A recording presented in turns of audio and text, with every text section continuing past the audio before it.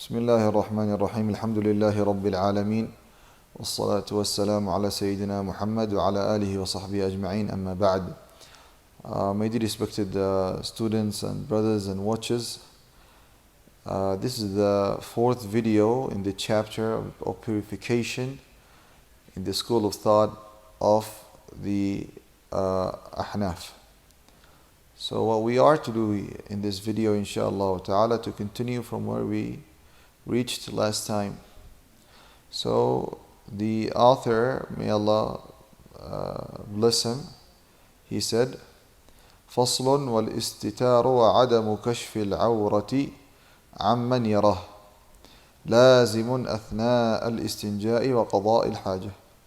So you are to cover yourself and to basically not to expose your private parts whenever you are to relieve yourself in the bathroom is mandatory, it is obligatory, it is a must upon the Muslim while he is basically relieving himself and he is cleaning himself from the impurities. لحرمته والفسق به, because if a person is to expose his private parts whenever he is to relieve himself, then he will get sins. It is haram, and by doing such he will be considered to be a transgressor, to be considered a fasiq.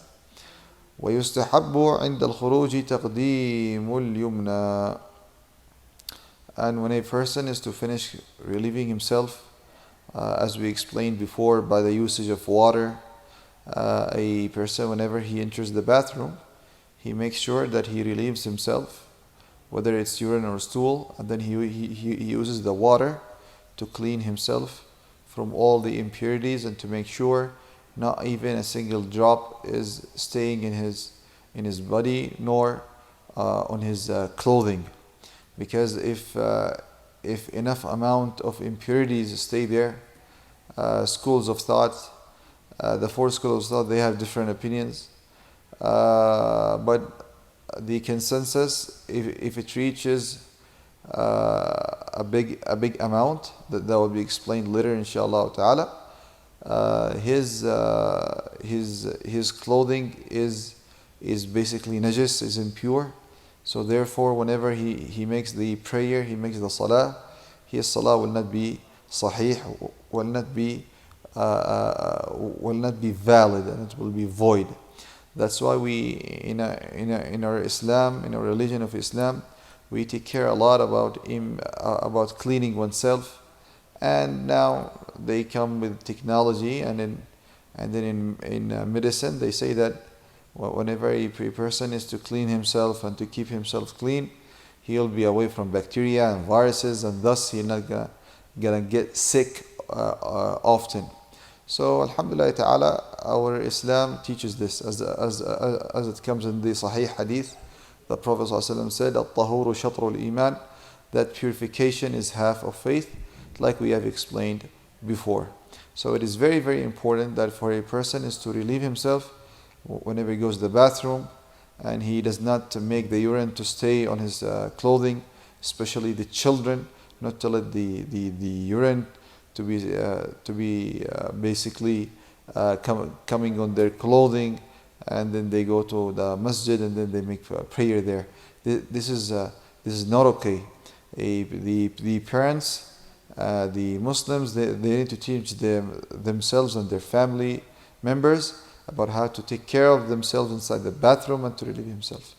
And whenever a person he comes out from the bathroom, it is mustahab, it is encouraged that a person is to put his right leg outside, and then he says غفرانك. And then we go to another fasl chapter, basically sub-chapter. He says فصل الطهارة قسمان. Purification, it is of two types. Purification is of two types. So number one, طهارة من الحدث الأصغر وتكون بالوضوء. So the first part is to clean yourself from minor, from the minor impurity, which happens that a person does wudu ablution, beginning by his sunnah hands, and then he gargles, he sniffs in and out, and then he washes his his face, beginning from the hair here until the chin, from here to here, earlobe to earlobe. He makes sure everything has been watered. And if he has a thick beard for the man, then to do like this it is okay. But if he has thin beard that is to be exposed in front of others, then he needs to do takhleel, which is sunnah also, to clean the eyes also. And then as inshallah is going to come in the longer classes of fiqh. And then he needs to wash his hands from the tip of the finger until the elbow, and it's better to go here until here. And Abu Huraira, he used even his armpit, he used to clean it, radiyallahu ta'ala anhu. He does the right and then the left hand, and then he wipes over his head. In the Hanafi, we said at least 1/3 of his head he needs to wipe. But for the face and the hands, he needs to wash. And washing, it means that the water will come out from his body. But for the swiping, there is no necessity for the remaining droplets of water to be coming out. So this is going only to swipe over his head, 1/3 of his head. Shafi'is, they say that it's only one hair.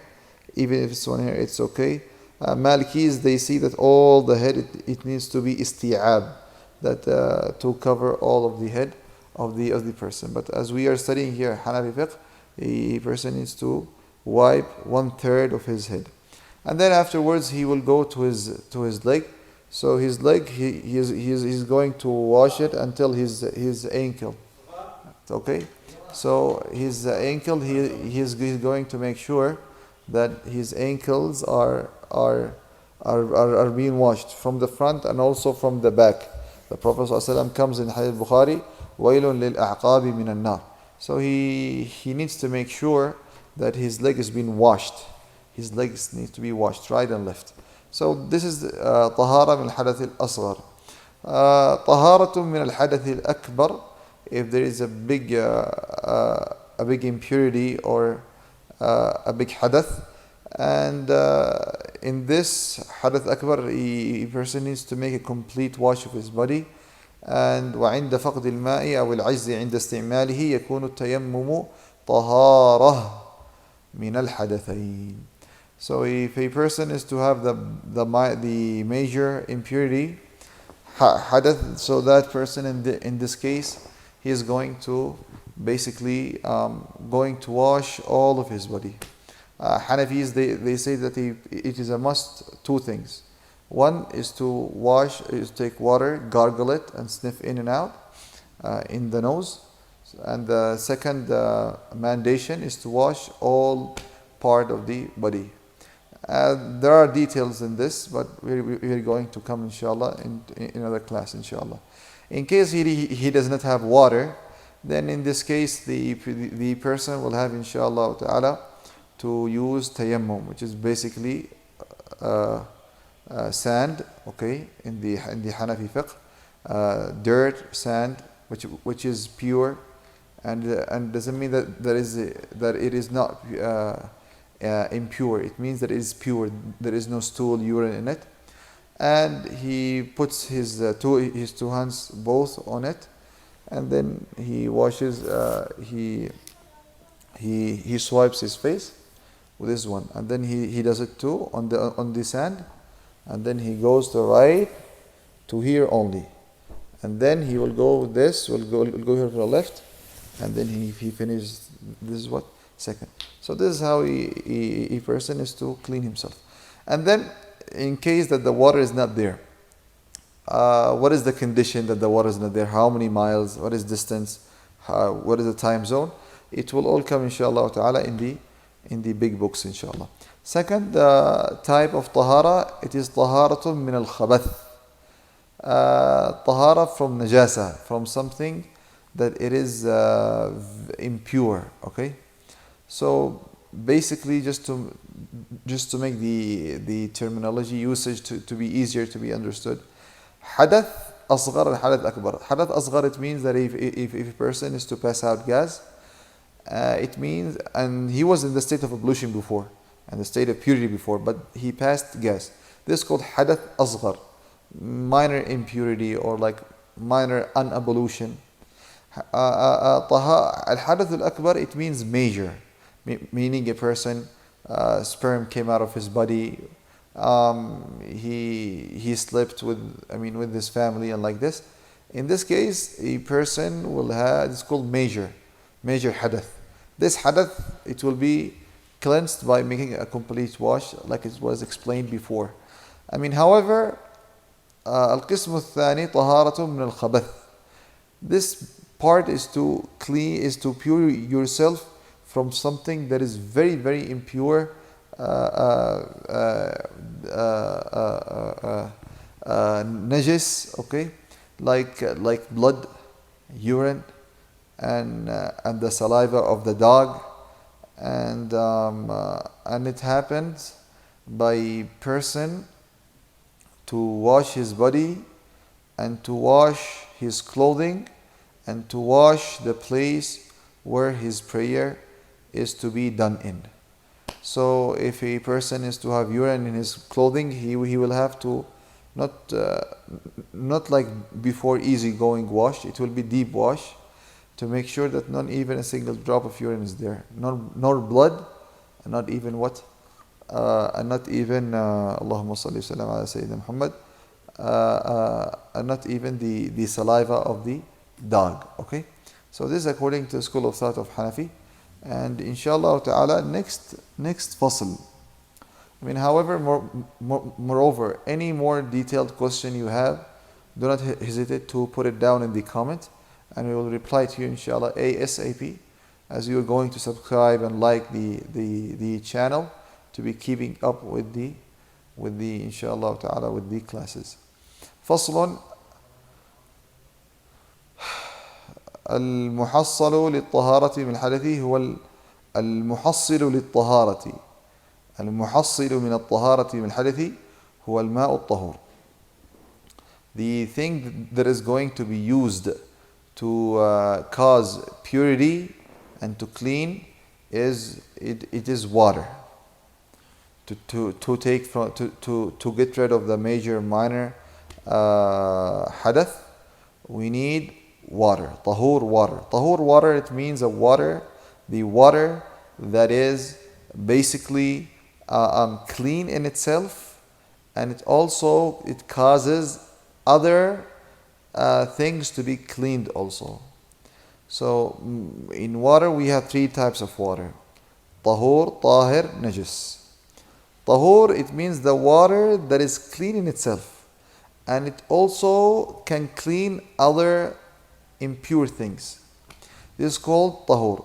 Number one. Number two, tahir. Tahir, it means it is clean, but the water, it cannot be used to clean other things. Number three, najis. It means water that is not, it's neither clean in itself nor it can be used to clean other things.